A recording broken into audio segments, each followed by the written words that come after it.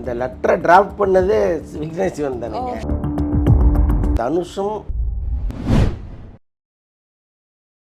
Trend tax நேயர்களுக்கு வணக்கம். இன்னைக்கு நம்ம கூட வலைபேச்சு அந்தணன் அவர்கள் இணைஞ்சிருக்காரு. சினிமா பற்றி நிறைய விஷயம் இன்னைக்கு அவர் கூட பேச போறோம். வாங்க பேசலாம். வணக்கம் சார். வணக்கம். ஸோ முதல் விஷயம் நடிகை நயன்தாரா. ஸோ இவங்களோட நயன்தாரா பியாண்ட் த ஃபேரி டெய்ல்னு ஒரு டாக்குமெண்ட்ரி ரிலீஸ் ஆகியிருக்கு.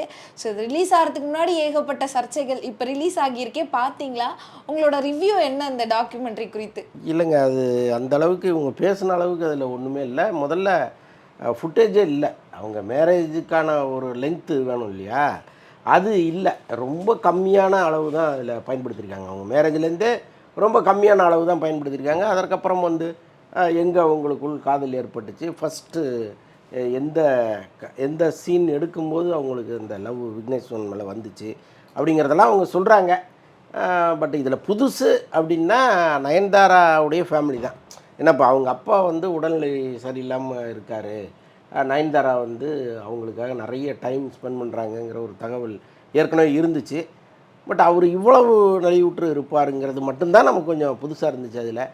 மற்றபடி வந்து நயன்தாராவை பற்றி புகழ்ந்து பேசிய எல்லாருமே வந்து ஏதோ அவங்கள இந்த தமிழ் சினிமாவே காப்பாற்ற வந்த தெய்வமே அவங்க தாங்கிற அளவுக்கு அதில் பேசிக்கிட்டு இருந்தாங்க. அதில் அது ஒட்டவே இல்லை. அது ஏதாவது உண்மை இருந்ததுன்னா நம்ம அதை வந்து ஏற்றுக்கலாம். இப்போது சாய் பல்லவி நடித்த அளவுக்கு கூட நயன்தாரா எங்கேயும் நடித்ததா நமக்கு தெரியல. அப்படி சொல்லும்படியான ஒரு படத்தில் கூட நயன்தாரா நடித்தது இல்லை. அப்போ அவங்களுக்கு எப்படி லேடி சூப்பர் ஸ்டார் பட்டமெல்லாம் கொடுத்தாங்கன்னு நமக்கு தெரியல. இந்த படத்தில் லேடி சூப்பர் ஸ்டார்னு வர்றவங்கெல்லாம் சொல்லிகிட்டு இருக்காங்க. நயன்தாராவை அறிமுகப்படுத்திய சத்யன் அந்திக்காடு இருக்கார் பாருங்கள், எவ்வளோ பெரிய டைரக்டர் கேரளாவில், அவரை வச்சு இவங்களை புகழ வச்சுருக்காங்க. ஸோ கிட்டத்தட்ட அது வந்து ஒரு தற்புகழ்ச்சிக்கான ஒரு 1.5 மணி நேரம்னு வச்சுங்களேன், அவ்வளோதான். அதை தாண்டி வேற ஒன்றும் சொல்கிறதுக்கு இல்லை. தனுஷ் மேலே சொன்ன அந்த கம்ப்ளைண்ட்ஸ், இப்போ அதை தாண்டி அந்த கிளிப்பிங்லாம் நம்ம பார்க்க முடிஞ்சுது அந்த டாக்குமெண்ட்ரியில். ஸோ இப்போ எப்படி அந்த கிளிப்பிங் அலோவ் பண்ணாங்க? அதுக்கு அந்த ஃபைன்லாம் எதுவும் கேட்கலையா? கிளிப்பிங் எப்படி வந்தது? படத்துலேருந்து அவங்க பயன்படுத்தலை. அந்த படப்பிடிப்பில் இவங்க பிஹைண்ட் த கேமரா ஒன்று எடுப்பாங்க இல்லையா, ஸோ அதைத்தான் பயன்படுத்தியிருக்காங்க. மேக்கிங் ஃபிலிம்னு ஒன்று எடுப்பாங்கள்ல, மேக்கிங் வீடியோ, அதுலேருந்து, அதுவும் அவங்க ஐஃபோன்லேருந்து எடுத்த காட்சிகள் தான். ஸோ அதை தான் எடுத்து இதில் பயன்படுத்தியிருக்காங்க. பட் அதற்கும் உரிமை இல்லைங்கிற மாதிரி தான் சில பேர் கருத்து சொல்கிறாங்க. ஏன்னா சட்டம் என்ன சொல்லுதுன்னு நமக்கு தெரியாது. இப்போ அவங்களுடைய படப்பிடிப்பு தளத்தில் நடக்கும்போது முழுக்க முழுக்க அது தயாரிப்பாளருக்கு சொந்தமாக, அல்லது நாங்கள் எங்கள் ஃபோனில் தானே எடுத்தோம், அது நாங்கள் வச்சுக்கலாமா அப்படிங்கிறதெல்லாம் தெரியல. அதை வந்து பயன்படுத்தலாமாங்கிறது சட்டம் தான் சொல்லணும். பட் படத்திலிருந்து எந்த காட்சியும் அவங்க பயன்படுத்தலை. நயன்தாரா வந்து இப்படி ஒரு லெட்டரை விட்டுருக்காங்க, அது அடுத்த விஷயம். அப்படின்னாலும் விக்னேஷ் சிவனுக்கும் தனுஷ்குமான ஒரு பாண்ட், அதாவது அவர் தான் வந்து அவரை மேலே தூக்கியே விட்டுருக்காரு. இப்போ நயன்தாரா கூட இந்த ஒரு நல்ல வாழ்க்கையே விக்னேஷ் சிவனுக்கு தனுஷ் எங்கேயோ கொடுத்தது தான். ஸோ அதுக்கு எங்கேயோ விக்னேஷ் சிவன் நன்றி உணர்வோடு இருந்திருக்கணும் இல்லையா? ஸோ அவராவது கொஞ்சம் இந்த பிரச்சனையெல்லாம் சமாதானப்படுத்திருக்கணும் இல்லையா? பட் அவரும் இதெல்லாம் விட்டுட்டு வேடிக்கை பார்க்குறாரு. அதுக்கு என்ன காரணம்? அவர் ஏன் அப்படி செயல்படலை? அந்த லெட்டரை டிராஃப்ட் பண்ணதே விக்னேஷ் சிவன் தானேங்க. இப்போ நயன்தாரா வந்து அவ்வளவு நேர்த்தியாக ஒரு லெட்டரை எழுதிட முடியுமா என்ன? விக்னேஷ் சிவனுடைய எழுத்து திறமை தான் அந்த லெட்டர் முழுக்க நமக்கு தென்படுது. அப்போ மனசாட்சியை ஒழிச்சு வச்சுட்டு தான் ஒரு லெட்டரே அவர் எழுதியிருக்கார். அவருக்கே தெரியும் தனுஷ்னு ஒரு ஆள் இல்லைன்னா நம்ம லைஃபே கிடையாது அப்படிங்கிறது நிச்சயமாக அவருக்கு தெரிஞ்சிருக்கும். ஆனால் சினிமாவை பொறுத்தளவுக்கு நன்றிங்கிறதெல்லாம் 2ஆம் பட்சம் 3ஆம் பட்சம் தான். இங்கே நன்றியை கொன்றவர்கள் தான் நிறைய பேர் இருக்காங்க. ஸோ அப்படி இருக்கும்போது விக்னேஷ் சிவன் வந்து அதற்கு விதிவிலக்கல்ல. அவர் தனுஷை நினச்சி பார்த்துருக்கணும் அப்படிங்கிறதெல்லாம் அந்த வெளியில் இருக்கிற பொதுமக்கள், அப்பாவி பொதுமக்கள் வேணால் கேட்கலாம். சினிமாவில் இருப்பவங்களுக்கு தெரியும். சினிமாவில் யாரும் யாரையும் நினச்சி பார்க்க மாட்டாங்கங்கிறது எல்லாருக்குமே தெரியும். டாக்குமெண்ட்ரியில் ராதிகா சொன்ன அந்த விஷயம், ஸோ அவங்க தனுஷ் தான் முதல்ல வந்து ராதிகாவுக்கு கால் பண்ணி சொன்னாங்க, இதெல்லாம் வெக்கமாக இல்லையாக்கா, கேவலமாக இல்லையா அப்படின்னு சொல்லி. அதுக்கப்புறம் தான் எனக்கு விஷயமே தெரியும் அப்படின்னு சொல்லியிருந்தாங்க. ஸோ அந்த கிளிப்பை வாலண்டியராக வச்சுருந்த மாதிரியே இருந்தது. ஏன்னா தனுஷ் எப்படி நினைக்கிறாரு அப்படிங்கிறது தெரியணுன்னு ஆரம்பத்துலேருந்தே தனுஷ்க்கு இவங்களோட ரிலேஷன்ஷிப் மேலே இதுதான் என்னமா இருந்திருக்கா? நிச்சயமாக அது பிடிக்காம தானுங்க இருக்கும். நல்லா தெரியும். தனுஷும் நயன்தாராவும் ஒரு காலத்தில் ஒரு பாய் பெஸ்ட்னு சொல்கிற அளவுக்கு இருந்தார் தனுஷ் வந்து நயன்தாராவுக்கு. அப்படிப்பட்ட ஒரு ஒரு நட்பு வந்து திடீர்னு ஒருத்தர் வந்ததால் காலியாகுது அப்படிங்கும்போது அதை எப்படி தனுஷ் முதல்ல அக்செப்ட் பண்ணுவார்? இன்னொன்று, இப்போ நம்ம பழைய சம்பவங்கள் நிறையா இருக்குது. இந்த நேரத்தில் வேணால் உதாரணத்துக்கு ஒன்று சொல்லலாம். தேவயானி வந்து ராஜகுமாரனை கல்யாணம் பண்ணிக்கும்போது அந்த கல்யாணத்தை தடுத்து நிறுத்துவதற்காக சினிமாவிலேருந்து ஒரு சும்மா வச்சுட்டு பெரிய பெரிய கட்டை அறுவலாம் தூக்கிட்டு விரட்டுவாங்கல்ல, தெரியுமா உங்களுக்கு? சினிமாவில் தான் காமிப்பாங்க. ஆனால் நிஜத்தில் அன்றைக்கி நடந்துச்சு. அவங்க திருமணத்தை தடுத்து நிறுத்தணும்னு ஒரு பெரிய ஹீரோ ஒரு 10 சுமோவில் ஆட்களை ஏற்றிக்கிட்டு பயங்கரமாக போனாங்க. வீடு வீடாக தேடிட்டு போனாங்க. அவங்கள அடித்து ராஜகுமாரனை அடித்து போட்டுட்டு தேவயானை தூக்கிட்டு வந்துடணும் அப்படின்ட்டு. ஸோ அன்றைக்கி அப்படி இருந்துச்சு. எப்போவுமே சினிமா ஹீரோக்கள் தான் பழகிய ஒரு நடிகையை ரொம்ப சாதாரண நிலையில் இருக்கிற ஒரு ஆள் வந்து கைப்பிடிப்பதோ அல்லது காதலிப்பதையோ ஏற்றுக்காது. சினிமாவில் வந்து வேணா இவங்க ரொம்ப காதலுக்கு ஆதரவாலாம் நடிக்கலாம். பட்டு இன்னொருவருக்கு காதல் வருது, அதுவும் நம்மோடு பழகிய ஒரு பெண்ணோடு அவங்களுக்கு காதல் வருதுன்னா அதை அவ்வளோ ஈஸியாக அக்செப்ட் பண்ண மாட்டாங்க. கிட்டத்தட்ட தனுஷும் அன்னைக்கு அந்த மனநிலையில் தான் இருந்தார். ஸோ அதனால தான் அவ்வளவு மோசமாக ராதிகாட்ட அந்த வார்த்தையை அவர் சொல்லியிருக்காரு. ராதிகா வந்து அதை வெளிப்படுத்தினது வந்து ராதிகாவுக்கு தான் அவமானம். சூடு சொரணை இருக்கான்னு ராதிகாவை பார்த்து ஒரு ஒரு சாதாரண ஒரு ராதிகாவோடு கம்பேர் பண்ணும்பொழுது தனுஷ் வந்து ஒன்றும் பெரிய நடிகர் கிடையாது. அவங்க அவ்வளவு சாதிச்சுட்டு வந்தவங்க. ஒரு எத்தனை படங்கள் அவங்க பண்ணியிருப்பாங்க. தனுஷ் படம் வரிசையில் கம்பேர் பண்ணிங்கன்னா ராதிகாவுக்கு எவ்வளோ எண்ணிக்கை ஜாஸ்தி இருக்கும். அப்போ அவங்க அவ்வளோ சர்வசாதாரணமாக அந்த வார்த்தையை சொல்லி கூப்பிட்றாருன்னா அதை அவங்க முதல்ல வெளிப்படுத்திருக்கவே கூடாது. ஒரு கெட்ட நோக்கத்தோடு நீங்கள் இதை சொல்லுங்கள் அப்படின்னு அவங்க சொல்கிறாங்க. அல்லது சொன்னதை அந்த கதையில் வைக்கிறாங்க, டாக்குமெண்ட்ரியில் வைக்கிறாங்கன்னா அதன் பின்னணியில் இருக்கிற குரூரத்தை அவங்க முதல்ல புரிஞ்சுக்கணும். பட் தனுஷும் அவ்வளோ ஈஸியாக அவங்கள பேசியிருக்காரு பாருங்கள். அதுதான் எனக்கு ரொம்ப ஆச்சரியமாக இருந்துச்சு. பாடகி சுசித்ரா அவங்க ரீசெண்டாக சொல்லியிருக்கிறது என்னன்னா, தனுஷ் வந்து அவரோட அழிவு காலத்தை நோக்கி போயிட்டு இருக்காரு. ஸோ இப்போ எல்லா ஹீரோயின்ஸும் அந்த போஸ்ட்டுக்கு வேற லைக் போட்டிருந்தாங்க. ஸோ அவர் வந்து அவர் நடிப்பில் அவரோட கெரியரில் அழிவு காலத்தை நோக்கி போயிட்டு இருக்காருன்னு சொல்கிறாங்க. இதை எப்படி பார்க்குறீங்க? இல்லை, தனுஷுக்கு வந்து இப்படி இவங்கெல்லாம் நினைத்து ஒரு அழிவை ஏற்படுத்திட முடியாது. வேணால் ஒரு கரையை பூசலாம். இப்போ இவங்க வரிசையாக வந்து அதுக்கு லைக் போட்டதும் ஷேர் பண்ணதும் பார்க்கும் பொழுது ஏதோ இவங்களுக்குள்ள ஒரு திட்டம் இருக்கிறதா நமக்கு தெரியுது. எல்லாருமே தனுஷோடு நடித்தவர்கள். அப்போது வெளியில் வந்து தனுஷ் அப்படிப்பட்டவர் இப்படிப்பட்டவர் அப்படின்னு சொல்லலாம். அல்லது தனுஷ் மீது ஒரு மீட்டு கம்ப்ளைண்ட் கொடுக்கலாம். ஸோ இதற்கெல்லாம் நிறைய வாய்ப்புகள் இருக்குது. ஒருவேளை இந்த சதி ஆலோசனையின் முதல் புள்ளியாக இது இருக்கலாம். அப்படி இருக்கும்போது அதன் மீது வைக்கிற ஒரு நம்பிக்கையின் அடிப்படையில் அவங்க அழிய போகிறாரு அப்படின்னு சொல்கிறாங்க. பட் தனுஷனுடைய அந்த வேகம், அவர் இந்த சினிமாவில் அந்த சினிமாவுக்கான ஒரு அர்ப்பணிப்புன்னு அவர்கிட்ட இருக்குல்ல, இந்த நடிப்புக்கான ஒரு அர்ப்பணிப்பு, அவருடைய அந்த அதாவது கொஞ்சம் கூட நேரம் தவறாமல் அந்த ஒர்க்கஹாலிக்குன்னு சொல்லுவாங்கள்ல, அப்படி வந்து சினிமாவில் இருக்கார் அவர். இப்போ இந்த சம்பவத்தில் கூட அவர் பதிலே சொல்ல பாருங்க. தேனியில் ஷூட்டிங் நடந்துகிட்டு இருக்குது, இட்லி கடை ஷூட்டிங் பரபரன்னு நடந்துகிட்டு இருக்குது. அதை பற்றி அவர் கேர் பண்ணவே இல்லை. அது பாட்டை ஷூட்டிங் நடத்துங்க பார்த்துக்கலாம் அப்படின்ட்டாரான். ஸோ அந்தளவுக்கு ஒருத்தர் சினிமா மீது காதலோடு ஓடிக்கிட்டு இருக்கிற ஒருத்தரை சினிமாவிலேருந்து நீங்கள் ஒரு சின்ன சின்ன காசிப்பை சொல்லி விரட்டி விட்டுற முடியுமான்னா அதற்கு வாய்ப்பு இல்லை. நிச்சயமாக ஒரு பழி வரும். அதை அவர் எப்படி கிளியர் பண்ணுமோ அதை பண்ணிப்பார். பாடகி சுசித்ரா சொன்ன இன்னொரு விஷயம், அதாவது இவங்க லைக்ஸ்லாம் கூட ஒர்க் பண்ணவங்க தான் போட்டிருக்காங்க. ஸோ அவர் வந்து எல்லாரையும் வளர்த்து விடுவார்னு பேசுகிறாங்க. பட் அவங்கெல்லாம் அவருக்கு கீழே அடிமையாக இருக்கணும்னு தான் தனுஷ் நினைப்பாரு. அவரை தாண்டி போயிடக்கூடாதுன்னு நினைப்பாரு. அதனால தான் இப்படி ஒரு விஷயத்த பண்ணுறாரு அப்படின்னு சொல்லியிருக்காங்க. இந்த ஸ்டேட்மெண்ட்டை எப்படி பார்க்குறீங்க? தனுஷ் அப்படி நினைக்கக்கூடிய நபரா?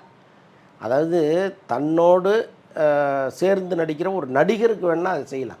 ஒரு நடிகைக்கு நீங்கள் எப்படி செய்ய முடியும்? இப்போது ஒரு படத்தில் ஹீரோயின் இருக்காங்க அப்படின்னா ஹீரோயினுக்கும் நீங்கள் இம்பார்ட்டன்ஸ் கொடுத்தா தான் அது வந்து ஒரு காதல் கதையாக இருந்தால் எலிவேட் ஆகி இருக்கும்.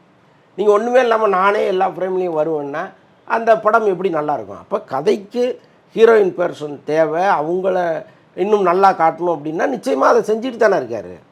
தனுஷ் படத்தில் நடிக்கிற எல்லா ஹீரோயின்களையும் படத்தில் மட்டம் தட்டி வசனம் வைக்கிறதோ அல்லது வந்து அவங்களுடைய நடித்த பிறகு அவங்களுடைய போர்ஷன்லாம் வெட்டி எறிகிறதோ இது வரைக்கும் அவர் பண்ணவே இல்லையா? அப்போ எந்த விதத்தில் அவர்களை வந்து அமுக்க முடியும்? என்ன பண்ண முடியும்? அது என்ன நோக்கத்தில் அவங்க சொன்னாங்கன்னு நமக்கு தெரியல. தன்னை விட ஒருத்தர் வளர்ந்துடக்கூடாதுன்னா அது ஒரு ஹீரோ வளர்வதை வேணால் பொறுத்துக்க முடியாது. இப்போ சிவகார்த்திகனுடைய வளர்ச்சி நிச்சயமாக தனுஷுக்கு வந்து ஒரு பெரிய பொறாமையை ஏற்படுத்தியிருக்கோம். ஏன்னா நம்ம பார்த்து வளர்த்து விட்ட பையன் எங்கேயோ போயிட்டானேங்கிற ஒரு கோபம் வந்திருக்கலாம்.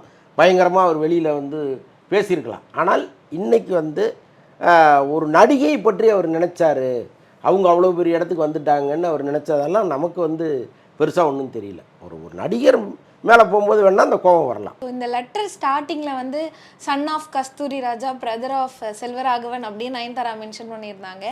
நிறைய பேர் இப்போ கேட்குற கேள்வி என்னென்னா, நீங்கள் மட்டும் என்ன தனியாவாக இருக்கீங்க, உங்கள் கணவர் ஒரு டேரக்டர், நீங்கள் இப்போ வந்து பெரிய இண்டஸ்ட்ரியில் இருக்கீங்க, அதை வச்சு தானே உங்கள் கணவரும் இப்போ வந்துக்கிட்டு இருக்காரு அப்படின்னு இந்த கேள்வியுமே நயன்தாராவை பார்த்து கேட்டாங்க. நீங்கள் இதை எப்படி பார்க்குறீங்க?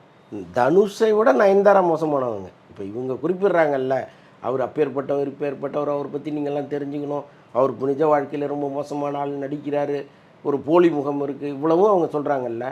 இதை சொல்வதற்கு கொஞ்சம் கூட நயன்தாராவுக்கு தகுதியே கிடையாது. அவங்க அதையெல்லாம் தாண்டி அவங்க வேறொரு பக்கம் இருக்காங்க. இப்போ இந்த லெட்டரை துவங்கும் பொழுதே அது எவ்வளவு வன்மம் அதுக்குள்ளே இருக்குதுன்னு பாருங்களேன். கஸ்தூரி ராஜா செல்வராகவன் தயவில் தனுஷ் அறிமுகமாக இருக்கலாம், ஆனால் அதற்கப்புறம் அவர் இவ்வளவு தூரம் வளர்ந்தது எல்லாமே அவருடைய நடிப்பாற்றல், அவருடைய இதுதான், தனிப்பட்ட உழைப்பு தான். அதை வந்து நீங்கள் என்னமோ அவங்க தயவில் வந்தீங்கன்னு சொல்லும் பொழுது பக்கத்திலே விக்னேஷ் சிவனை வச்சுக்கிட்டு சொல்லுவதுங்கிறது ஏற்புடையதாக இல்லை. ஏன்னா அந்த விக்னேஷ் சிவனை வளர்த்து விட்டது நயன்தாரா தான். இதே நயன்தாரா விஜய்க்கு ஃபோன் பண்ணி ஒரே ஒரு கதை கேளுங்க, நான் விக்கி அனுப்புகிறேன் அப்படின்னு கெஞ்சினதெல்லாம் உண்டு.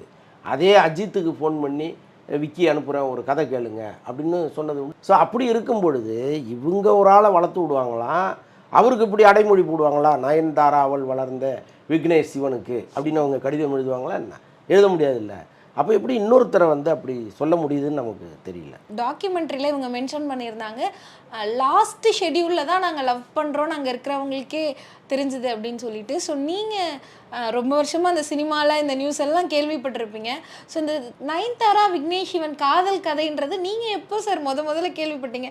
இப்போது தனுஷ் சொல்கிற மாதிரி அந்த ஷூட்டிங் ஸ்பாட்லேயே அப்பயே எல்லாருக்கும் தெரிஞ்சிருச்சா, அது அப்போவே பிரச்சனை ஆகிடுச்சா, இல்லை இவங்க சொல்கிற மாதிரி படம்லாம் முடிஞ்சு லாஸ்ட் ஷெடியூலில் தான் லவ் பண்ண ஆரம்பிச்சு? இல்லை, அவங்க லாஸ்ட் ஷெடியூல் தான் நாங்கள் சொன்னோங்கிறது அப்பட்டமான பொய். ஏன்னா இந்த படப்பிடிப்பு தாமதமானதற்கு அவங்களுடைய காதல் தான் காரணமாக இருந்தது. இப்போ தனுஷ் ஏன் இவ்வளவு கோவப்பட்டார் அப்படின்னா, தினந்தோறும் ஷூட்டிங் வந்து இவங்க படம் எடுக்கிறத தாண்டி மற்ற விஷயங்களை பண்ணிகிட்டு இருந்தாங்க. இப்போ கேரவான் உள்ளே போய் டிஸ்கஷனுங்கிற பேரில் மணிக்கணக்கில் அவங்க உட்காந்துருக்கிறது, ஒரு நாளைக்கு கண்டினியூஸாக ஷூட்டிங் நடத்தாமல் விட்டு இவங்களுடைய அரட்டைக்கே பாதி நேரம் போகிறது, அப்புறம் வந்து இவங்களை அழகாக காமிக்கணுங்கிறதுக்காக வெவ்வேறு லொக்கேஷனில் ஒரே காட்சியை எடுத்துக்கிட்டு இருந்தது. அப்புறம் வந்து இந்த லென்ஸ் எல்லாம் சினிமாவில் உங்களுக்கு தெரியும், இந்த கேமரா லென்ஸ் எல்லாம் ஒவ்வொரு லென்ஸுக்கும் ஒரு பில்லை போட்டுக்கிட்டே இருப்பாங்க. இப்போ இவங்களுக்கான பல லென்ஸுகளை வர வச்சு அதுக்கு எக்ஸ்ட்ரா செலவு பண்ண வச்சது. ஸோ இதெல்லாம் வந்து அவர் பண்ணிக்கிட்டு இருந்தார். அப்போது இவர் கடைசியில் தான் நான் லவ் சொன்னேங்கிறது வந்து மகா பெரிய பொய். அதில் அந்த டாக்குமெண்ட்ரியிலே அவங்க அந்த பொய்யை பதிவு பண்ணுறாங்க. ஆனால் இது எப்போ உங்களுக்கு தெரிஞ்சுது அப்படின்னு கேட்டிங்கன்னா, அந்த படம் ஸ்டார்ட் பண்ணி கொஞ்ச நாளில் ஒரு அசோசியேட் டைரக்டர் எனக்கு ஃபோன் பண்ணார். ஃபோன் பண்ணி, சார் இப்படி நயன்தாரா வந்து ஒரு தகவல் இருக்குது, ரொம்ப சுவாரஸ்யமானது, அவங்களுக்கு புதுசாக ஒரு லவ் வந்திருக்கு, உங்களுக்கு தெரியுமான்னு கேட்டார். ஏங்க அவங்களுக்கு காதல் வர்றதெல்லாம் பெரிய விஷயமாங்க, ஒவ்வொரு படத்துக்கும் ஒரு காதல் வரும், இதை போய் பெருசாக சொல்கிறீங்களே அப்படின்னு நான் சொன்னேன். இல்லைங்க இது டோட்டலாகவே வேறு அப்படின்னு சொல்லி இந்த டைரக்டர் பேரை சொல்லி அவங்க சொல்கிறாங்க. அப்போ எனக்கு ரொம்ப ஆச்சரியம். ஏன்னா வந்து விக்னேஷ் சிவன் சிம்பு கூடவே ட்ராவல் பண்ணவர், இந்த போடா போடி படம் பண்ணும்பொழுது சிம்பு கூடவே ட்ராவல் பண்ணவர், அவருக்கு பல பிரச்சனைகள் தெரியும், எல்லாத்தையுமே கூட இருந்து பார்த்தவர். இன்னொன்று இவருடைய ஸ்டேட்டஸுக்கு நயன்தாராங்கிறது எங்கேயோ இருக்காங்க, இது செட் ஆகவே ஆகாது, இது வந்து ஒரு மாதிரி கிசுவாக சொல்கிறீங்க நீங்கள், இதுக்கெல்லாம் எந்த ஆதாரமும் கிடையாது அப்படின்னு நான் ஆர்கியூ பண்ணுறேன். இல்லை நான் சொல்கிறது தான் நடக்க போகுது, நீங்கள் பாருங்கங்கிறாரு, நீங்கள் வேணால் விசாரிங்கன்றாரு. எனக்கு நான் விசாரிக்க கூட எனக்கு தோணலை. ஏன்னா இது ரொம்ப அடிப்படையற்ற ஒரு விஷயமா இருக்குது, இது நடக்கவே நடக்காதுன்னு நினச்சிட்டு நான் அலட்சியமாக இருந்துட்டேன். அதற்கப்புறம் பார்த்தா தான் இது உண்மைங்கிற தகவல் வரும்போது, அடடா பெரிய ஃப்ளாஷ் நியூஸை நம்ம மிஸ் பண்ணிட்டோமேன்னு எனக்கு தோணுச்சு. நம்ம ஆரம்பத்திலே அது வந்து அந்த படம் ஆரம்பித்து கொஞ்ச நாள்லேயே அது அவங்க லவ் வெளியில் தெரிய ஆரம்பிச்சு. இதுக்கு பிறகு இவங்க தனுஷ் நயன்தாராக்குள்ள ஏதாவது பிரச்சனை போச்சா சார்? ஏன்னா இத்தனை வருடம் கழிச்சு இப்போ நம்ம அது ஒரு லெட்டர் மூலமாக தான் எங்கள் எல்லாருக்குமே தெரியுது. ஸோ இதுக்கு நடுவில் இவங்க ஏதாவது படத்துக்குள்ளே கமிட் ஆகுற மாதிரி ஏதாவது வந்து இவங்களுக்குள்ளே ஏதாவது பர்சனல் இஷ்யூ அந்த மாதிரி போச்சா, இல்லை இப்போ தான் இது வெடிச்சிருக்கா? நாம் வந்து இந்த பிரச்சனை ஏன் வந்து 2 வருஷமாக டெலிகாஸ்ட் ஆகாமல் இருக்குங்கிறதுக்கான விஷயத்தை வலைபேச்சில் சொன்னோம். கிட்டத்தட்ட ஒரு 3-4 மாதம் இருக்கும் நாங்கள் சொல்லி. அப்போ என்ன சொன்னோம்னா, இதுமாரி தனுஷ் வந்து என்ஓசி கொடுக்க மாட்டேங்கிறாரு, அதனால தான் இது வந்து டெலிகாஸ்ட் ஆகாமல் இருக்குது அவங்களும் தொடர்ந்து முயற்சி பண்ணுறாங்கங்கிற தகவலை நம்ம சொன்னோம். நடுவில் வந்து இவர் இது சினிமாவில் நடக்கும். இப்போ இவரை இவரை கமிட் பண்ண வர்றவங்க, சார் நயன்தாரா இந்த படத்தில் நடிக்க வைக்கலாமான்னு கேட்பாங்க. அப்போது அவர் வேணான்னு சொல்லியிருக்கலாம். அதுக்கெல்லாம் நிறைய வாய்ப்புகள் இருக்குது. எப்போவுமே ஒரு ஒரு ஹீரோவுக்கு பிடிக்காத ஒரு ஹீரோயினை அவங்களோட நடிக்க வைக்க முடியாது. அது ஒரு பெரிய கண்டிஷனாகவே போடுவாங்க. இல்லைனா அவங்களே சஜஸ்ட் பண்ணுவாங்க, இவங்க வேணாம் சார் இவங்க அப்படின்ட்டு. ஸோ அந்த மாதிரி ஏதாவது பிரச்சனைகள் இருந்திருக்கலாம். டாக்குமெண்ட்ரியில் நயன்தாரா சொன்னது என்ன அப்படின்னா, நான் ஒரு 2 இயர்ஸ் கேப் எடுத்தேன், அதுக்கு காரணம் என்னோட எக்ஸ் பாய் ஃப்ரெண்ட் தான், என்னை நடிக்கவே கூடாதுன்னு சொல்லிட்டாரு அப்படின்னு இந்த விஷயத்த மென்ஷன் பண்ணியிருந்தாங்க. ஸோ யாரை சார் சொல்கிறாங்க எக்ஸ் பாய் ஃப்ரெண்ட் அப்படின்னு? பிரபுதேவா தான் சொல்கிறாங்க. ஓகே, ஸோ அவர் தான் அவங்க நடிக்காமல் இருந்ததுக்கு காரணமாக. ஆமாம், அவங்க பேரை வந்து கையில் பச்சையெல்லாம் குத்திருந்தாங்க. அவங்க பிரபுதேவா பேரை பச்சை குத்திருந்தாங்க. கிட்டத்தட்ட அவங்க அம்மாவுக்கு அதுலேயே அதில் வரும், அவங்க அம்மாட்ட கூப்பிட்டு போனாங்க அப்படின்லாம் வரும். இப்போ அவங்க வந்து பயந்துருக்காங்க. அவங்க கோயிலுக்கு போனதெல்லாம் சொல்லுவாங்க. கோயிலில் போய் வேண்டிக்கிட்டேன், பொண்ணு வந்து ஒரு தப்பான பையனை சூஸ் பண்ணிட்டாங்கிறதே நான் கோயிலெல்லாம் போய் வேண்டினேன் அப்படின்லாம் அவங்க அம்மா சொல்லியிருப்பாங்க அதில். ஸோ அது வந்து பிரபுதேவா தான். ஏன்னா ஏற்கனவே ஒரு மேரீடு 2 குழந்தைகள் இருக்கும் பொழுது இவங்களோட அவருக்கு ஒரு அஃபேர் வந்துச்சு. அதுக்கப்புறம் வந்து அந்த குடும்பத்தில் பெரிய புயல் வீசி கிட்டத்தட்ட டைவர்ஸ் வரைக்கும் போச்சு. ஒரு டோட்டலாகவே குடும்பத்தையே விட்டுட்டு நயன்தாரா கூட கொஞ்ச நாள் இருந்தார். ஸோ அதெல்லாம் நடந்துச்சு. பட் அதை தான் அவங்க மென்ஷன் பண்ணுறாங்க. ஒருவேளை பிரபுதேவா நீ சுதந்திரமாக இருமா, நீ எந்தெந்த படமெல்லாம் நடிக்கிறியோ நடிச்சுக்கோ, நான் அதில் தலையில்லைன்னு சொல்லியிருந்தா விக்னேஷ் சிவன்கிற ஒரு ஆளே அவங்க லைஃப்குள்ளே வந்திருக்க மாட்டார். அது இல்லாமல் தான் இப்போ இந்த காதல் கதை இப்போ இவர் ரொம்ப ஃப்ரீக்வெண்ட்டாக நீ உன் வாழ்க்கையை சந்தோஷமாக வாழு, நான் எந்த விதத்துலையும் இடையூறாக இருக்க மாட்டேங்கிறது தானே இவருடைய பாலிசியாக இருக்குது. இன்னொன்று, அவங்களுக்கு சரியான நபருங்கிறது விக்னேஷ் சிவன் தான். ஏன்னா அவர் பேசும்போதே சொல்கிறாரு, எனக்கு கோபமே வராது, கோபம் வந்ததே இல்லை அப்படின்னு சொல்கிறாரு. அதே மாதிரி அவரை பற்றி இந்த மீம்ஸ் எல்லாம் வரும்பொழுது அதை பற்றி அவர் பெருசாக டென்ஷன் ஆகவே இல்லை, அது ரொம்ப ஸ்போர்ட்டிவாக எடுத்துகிட்டு போகிறாரு. ஸோ அப்படிப்பட்ட ஒரு நபர் தான் நயன்தாரா போன்ற ஒரு ஆளுமையான பெண்மணிக்கு சரியாக இருப்பாங்க. அவங்கள வந்து டாமினேட் பண்ணுற மாதிரி ஒரு ஆள் வந்தாருன்னா அவர் ரொம்ப சீக்கிரம் தோல்வியில் போய் முடிஞ்சிருக்கும் அந்த திருமணம். பட் இவர் எல்லா வகையிலையுமே அட்ஜஸ்ட் பண்ணி அவங்களுக்காக தன்னை மாற்றிக்கிட்டு அவங்களுக்காக வாழுற ஒரு நபராக மாறி இருக்காரு. அதனால் இந்த காதல் வந்து அவங்க எப்படி நினச்சாங்களோ, நயன்தாரா நம்ம வாழ்க்கை இப்படி தான் இருக்கணும்னு ஒரு கனவு கொண்டிருப்பாங்கல்ல, அந்த கனவுக்கு பொருத்தமான நபர் தான் விக்னேஷ். நீங்கள் வந்து நயன்தாராவோட இந்த ஜேர்னியை பார்த்துருப்பீங்க, இப்போ இந்த டாக்குமெண்ட்ரியும் பார்த்துருப்பீங்க. ஸோ இந்த டாக்குமெண்ட்ரியை பார்த்துட்டு இவங்க ஆரம்பத்துலேருந்து வந்த இந்த ஒரு இதை பார்க்கும்போது உங்களுக்கு எப்படி தோணுது?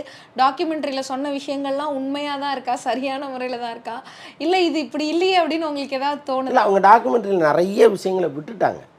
நிறைய இப்போ சொல்கிறாங்கல்ல, நான் யார் கூடலாம் நடித்தனோ, எந்தெந்த படங்கள்லாம் நடித்தனோ அவங்க எல்லாமே இந்த கிளிப்பிங்ஸ் கொடுக்கறதுக்கு எதிர்ப்பு தெரிவிக்கல, பயன்படுத்திக்கன்னு சொல்லிட்டாங்க. ஆனால் இவர் மட்டும்தான் முடியாதுன்னு சொன்னார்னு சொல்கிறாங்கல்ல, அப்போ அதெல்லாம் பயன்படுத்தியிருக்கணும்ல. இப்போ ஐயா படத்தில் வந்து சும்மா ஒரு ஒன் மினிட்டு ஏதோ ஒன்று போடுறாங்க, ஒரு சாங், ஒரு 4-5 செகண்ட் இருக்கும், அவ்வளோதான். ஸோ போடுறாங்க. அதுக்கப்புறம் வந்து அவங்க ட்ராவல் ஒன்று இருக்குல்ல, முக்கியமான ட்ராவல் இருக்குது, அதுலேருந்து நீங்கள் ஏன் காட்சிகள் எதையுமே பயன்படுத்தலை? எல்லாமே சேர்ந்து பண்ணால் தானே பார்க்குறதுக்கும் சுவாரஸ்யமாக இருந்திருக்கும். அதெல்லாம் அவங்க பயன்படுத்தவே இல்லை. ஆனால் அவங்க வந்த புதுசில் இருந்த நயன்தாரா இன்றைக்கி இருக்காங்களான்னா இல்லை. வந்த புதுசில் அவங்க இது பலரும் சொல்ல கேட்டிருப்பீங்க, ஐயா படப்பிடிப்புக்கு அவங்க பஸ்ஸில் தான் வந்து இறங்கினாங்க. இன்றைக்கி அவங்கள்ட்ட இருக்கிற கார்களின் எண்ணிக்கை அவ்வளோ இருக்குது. அதுவும் அவ்வளோ எல்லாமே கோடிக்கணக்கான விலை உள்ள கார்களை வச்சுருக்காங்க. அன்றைக்கி அவங்க ஒரு பஸ்ஸில் தான் வந்து இறங்கினாங்க. அந்த வாழ்க்கையிலேருந்து அவங்க கதை சொல்ல ஆரம்பிக்கணும். ஒரு சாதாரண பஸ்ஸை காமிச்சு இந்த பஸ்ஸில் இறங்கினவங்க தான் நான் இன்றைக்கி இந்த கார் வச்சுருக்கேன்னு நீங்கள் சொன்னீங்கன்னா அங்கேருந்து அந்த டாக்குமெண்ட்ரி ரொம்ப இன்ட்ரெஸ்டிங்காக ஸ்டார்ட் ஆகிருக்கும். பட் இந்த டாக்குமெண்ட்ரியை உருவாக்கி கொடுத்தவர் கௌதம் மேனன். அன்ஃபார்ச்சுனேட்லி அவர் வந்து ஸ்க்ரீனுக்குள்ளே வரல. என்ன காரணம்னா அவருக்கு இருக்கிற பிரச்சனைகள், நிறைய கடன் வாங்கி வேறு யார் பேரோடு தான் போட்டுருங்க. அதான் இப்போ இவர் பேர் போட்டு வந்ததுன்னா நிச்சயமாக அது நேரம் வந்திருக்காது. பல பேர் நோட்டீஸ் அனுப்பிச்சிட்டாங்க நெட்ஃப்ளிக்ஸுக்கு, இது வந்து எங்களுக்கு அட்வான்ஸ் வாங்கிட்டு படம் பண்ணலை, எங்களுக்கு பல பிரச்சனைகள் இருக்குது இவருக்கும் எங்களுக்கும், அதை சால்வ் பண்ண பிறகு தான் இந்த படம் வரணும்னு ஒரு நோட்டீஸ் அனுப்பிச்சிட்டாங்க. ஸோ அதனால் டோட்டலாக ஒரு பேரையே தூக்கிட்டு வேறு ஒரு பேரை போட்டு வருது. வாய்ஸ் ஓவரில் மட்டும் அவர் பேசுவார் ஒரு இடத்துல. அதான் அவர் ஒரு காதல் படம் எடுப்பதற்கு சரியான நபர் வந்து கௌதம் மேனன் தான். பட் இதில் ஒரு அழகாக சொல்லியிருக்காருன்னா இல்லை, அது எங்கேயோ மிஸ் ஆகுது. நீங்கள் அவங்க ஒரு அழகான காதல் ஒரு இடத்துல உருவாச்சு அது கல்யாணத்தில் முடிஞ்சுதுங்கிறத, அந்த ட்ராவலே ரொம்ப அழகாக இருக்கணும்ல, அது இல்லை. இதில் ரொம்ப வறட்சியாக ஒன்று பண்ணியிருக்காங்க. அந்த கடிதத்தில் நடிகை நயன்தாரா குறிப்பிட்டிருந்தாங்க, அவர் சொல்கிற விஷயங்கள்லாம் நான் மறக்க மாட்டேன். இந்த மாதிரி அந்த படம் ரிலீஸ் ஆனதுக்கான வெற்றியே உங்களுக்கு பிடிக்கல, படத்தோட வெற்றியே உங்களுக்கு பிடிக்கல அப்படின்னு தனுஷ் அவர்களை பார்த்து சொல்லியிருந்தாங்க. ஒரு ப்ரொடியூசராக இது வெற்றி அடைஞ்சிருக்கு, எப்படியோ நமக்கு பணம் திரும்பி வந்துருச்சு அப்படிங்கிற மாதிரி தனுஷ்க்கு தோணலையா சார்? ஏன் அவர் அந்த படத்தோட வெற்றியை வந்து ரசிக்கலை? பணம் திரும்பி வந்துருந்தா தோணிருக்கும், வரலையே அவருக்கு. படத்தோட வெற்றியில பணம் அவருக்கு வரலையா? நல்லபடியாக நடந்தது என்னன்னா, அந்த படம் வந்து 6 கோடியில் எடுப்பதாக தான் முதல்ல பிளான். விஜய் சேதுபதி சம்பளம் இல்லாமல் 6 கோடி ரூபா பட்ஜெட்டில் இந்த படத்தை ஸ்டார்ட் பண்ணாங்க. அப்புறம் வந்து தான் படம் ஸ்டார்ட் பண்ணி இவர் பண்ண அட்ராசிட்டியில் அது வந்து மெல்ல மெல்ல ஏறி 16 கோடியாக மாறிடுச்சு அந்த பட்ஜெட்டு. நல்லா யோசிச்சு பாருங்கள். நான் அந்த காலகட்டத்தில் நானும் ரவுடிதான் வந்த காலகட்டத்தில் 16 கோடிங்கிறது எவ்வளோ பெரிய காசு. 10 கோடி எக்ஸஸாக வருதுன்னா அது அவர் கையிலேருந்து கொடுக்கணும். அது எவ்வளவு கோபம் வந்திருக்கும் அவருக்கு. ஒரு படத்துக்கு ஒரு பட்ஜெட் வச்சுருக்காங்கன்னா ஒரு 10% ஏறலாம், 20% ஏறலாம். அப்படியே பல மடங்கு ஏறும்பொழுது எவ்வளோ கோபம் வரும். ஸோ அந்த கோபத்தை பொறுத்துட்டு தான் அந்த படத்தை ஸ்டார்ட் பண்ணுறாரு. இப்போ ரன்னிங்கில் போயிட்டுருக்கு. திடீர்னு வந்து ஒரு சாங் எடுக்கணும் கடைசியாக கேட்கும்பொழுது அவர் முடியாதுன்ட்டார். நான் பணம் கொடுக்க முடியாது அப்படின்ட்டார். அதுக்கப்புறம் நயன்தாரா அவங்க பணத்தை போட்டு தான் அந்த சாங்கெல்லாம் எடுத்தாங்க. அது என்ன சாங்குன்னு எனக்கு தெரியல படத்தில். அந்த சாங் எடுத்து கடைசியாக சேர்த்தாங்க. இவர் என்ன பண்ணிட்டாரு, இந்த படத்தை வந்து 16 கோடிக்கு நம்ம பிஸ்னஸ் பண்ண முடியாது. அது அந்த அன்னைக்கு இருந்த சூழலுக்கு 16 கோடிக்கு அந்த படத்தை யாரும் வாங்க மாட்டாங்க. அப்போ அவர் எவ்வளோ இன்வெஸ்ட் பண்ணாரோ அந்த பணத்துக்கு அவர் பிஸ்னஸ் பண்ண முடியல. வந்த விலைக்கு கொடுத்துட்டாரு. அங்கங்கே வாங்கினவங்க நிறைய சம்பாதிச்சாங்க, இவருக்கு பணமே வரலை. இவருக்கு லாஸ். இன்னும் சொல்ல போனால் கிட்டத்தட்ட ஒரு 10 கோடி ரூபா அவருக்கு லாஸ்ன்னே சொல்கிறாங்க. ஸோ அந்த கோபம் அவருக்கு இருக்கும்ல. அந்த 10 கோடி தான் இந்த 10 கோடியா சார்? பணத்துக்காக நடக்கிற சண்டை கிடையாது இது. அதை தாண்டி ஒரு ஈகோ பிரச்சனையாக மாறி போச்சு. உன்னை நான் சும்மாவே விட மாட்டேன்னு தனுஷ் ஒரு வேலை செய்கிறாரு. இப்போ இந்த டாக்குமெண்ட்ரி வந்த பிறகு அவர் கேஸ் போடுவாரான்னு நமக்கு தெரியல. ஒரு வேளை என் படப்பிடிப்பில் நீங்கள் பயன்படுத்தின இதுக்கு நான் வந்து ஆட்சேபம் தெரிவிக்கிறேன், நீங்கள் இவ்வளோ பணம் கொடுங்கன்னு வேணால் ஒன்று போடலாம். ஒருத்தரை டார்ச்சர் பண்ணணும்னு முடிவு பண்ணிட்டா நீங்கள் எந்தெந்த வகையில் வேணாலும் பண்ணலாம். அது வந்து தீர்ப்பு என்னவா வேணாலும் வரட்டும். ஆனால் கோர்ட்டுக்கும் வீட்டுக்கும் ஒன்று அடைய விட்டல, அது எனக்கு ஒரு வெற்றி தானேன்னு கூட நினச்சி பண்ணலாம். பட் தெரியல, நடப்பதற்கு வாய்ப்புகள் இருக்குது. ஸோ விக்னேஷ் சிவன் வந்து தனுஷ் அவர்கள் ஆடியோ லான்ச்சில் பேசின அந்த வாழு வாழ விட அந்த கிளிப்பை போட்டிருந்தாரு. ஸோ அதை போஸ்ட் போட்டுட்டு உடனே கொஞ்சம் நேரத்தில் வந்து டிலீட் பண்ணியிருந்தாரு. என்ன காரணம்னு நினைக்கிறீங்க? இதை ஏன் பண்ணியிருந்தாரு விக்னேஷ் சிவன் அவர்கள்? இல்லை, தனுஷ் நேரடியாக ஃபோன் பண்ணி அதை மிரட்டி தூக்குன்னு சொல்லியிருப்பதற்கு வாய்ப்பு இல்லை. ஆனால் தனுஷுக்கும் விக்னேஷ் சிவனுக்குமான இடையில் சில நண்பர்கள் இருப்பாங்கள்ல. ஏன்னா ஆரம்பத்தில் எல்லாருமே ஒன்றா இருந்தவங்க தானே. அப்போ இடையில் உள்ள யாராவது ஒருத்தர் அட்வைஸ் பண்ணியிருக்கலாம், நீங்கள் ஏன் அவரை பகைச்சிக்கிறீங்க, இதே இண்டஸ்ட்ரியில் தான் 2 பேரும் இருக்கணும். இப்போ இன்றைக்கே தனுஷ் வந்து ஒரு மிகப்பெரிய உயரத்தில் இருக்கார், விக்னேஷ் சிவன் டவுனில் தான் இருக்கார். அவருடைய இந்த எல்லைக்கே படம் வந்து வெற்றி அடைந்தால் தான் அவர் அடுத்தடுத்து படங்கள் வேறு கம்பெனி கொடுக்க முடியும். இப்போ நயன்தாரா வந்து இன்னும் 10 படம் கூட விக்னேஷ் சிவனை வச்சு தயாரிப்பாங்க, அவ்வளோ காசு வச்சுருக்காங்க, அது வேறு. ஆனால் வேற ஒரு நிறுவனம் மனமும் வந்து நீங்கள் வாங்க சார் எனக்கு ஒரு படம் பண்ணி கொடுங்கன்னு கேட்குறது இருக்குல்ல, அதுதான் ஒரு டைரக்டருக்கு அழகு, அதுதான் அவர் அடைந்த வெற்றி. அந்த வெற்றியை அவர் அடையணும்னா எல்லைக்கே ஓடணும். ஒருவேளை ஓடலன்னு வைங்களேன், அவர் ஒரு டைரக்டராகவே இங்கே யாரும் மதிக்க மாட்டாங்க. ஸோ இப்படிப்பட்ட சூழலில் தனுஷ் மாதிரி ஒரு பெரிய நடிகரை ஏன் பகைச்சிக்கிறீங்க? நாளைக்கு அவரே வந்து 10 பட நிறுவனங்களுக்கு ஃபோன் பண்ணி விக்னேஷ் சிவன் வேணான்னு சொல்கிறாருன்னு வைங்களேன். விக்னேஷ் சிவனுக்கு ஒரு நிறுவனம் படம் கொடுக்குது, இவர் ஃபோன் பண்ணி வேணாம் நான் உங்களுக்கு டேட்டு தரேன்னா எதை முதல்ல நினைப்பாங்க அவங்க? உங்கள் டேட்டு தான் சார் வேணும், அவர் எதுக்கு சார்பாங்க? ஸோ இதுதான் வந்து ஒரு அட்வைஸாக சொல்லியிருப்பாங்க, எதுக்குப்பா வம்பு அதை எடுத்துருன்னு இருப்பாங்க. ஸோ அதனால் எடுத்துருக்கலாம். பட் இது எல்லாமே யூகம் தான், இதுதான் காரணமானு நமக்கு தெரியல. ஃபைனலாக இந்த சண்டை முடியறதுக்கு ஏதாவது வாய்ப்பு இருக்கா சார்? என்ன தனுஷோ நயன்தாராவோ இணைஞ்சு படம் பண்ணவோ இல்லை இவங்க பேசி சமாதானம் ஆகவோ ஏதாவது வாய்ப்பு இருக்கா? இல்லை யாராவது இதுக்கான ஸ்டெப் எடுப்பாங்களா? நயன்தாராவோ தனுஷ்? சினிமாவிலையும் அரசியல்லையும் நிரந்தர எதிரியும் கிடையாது, நிரந்தர நண்பனும் கிடையாது. நாளைக்கு இந்த சுச்சுவேஷன்ஸ் மாறலாம், மாறி அவங்க 2 பேரும் கூட பழைய நண்பர்களாக மாறலாம், அது தெரியல. பட் இப்போவே நம்ம அதை சொல்லுவதற்கு. இவ்வளோ நேரம் எங்கள் கூட இருந்து சினிமா குறித்து நிறைய தகவல்களை எங்கள் கூட ஷேர் பண்ணிக்கிட்டீங்க சார். உங்களோட நேரத்தையும் தகவலையும் எங்கள் கூட ஷேர் பண்ணிக்கிட்டதில் ரொம்ப மகிழ்ச்சி. நன்றி சார். நன்றி.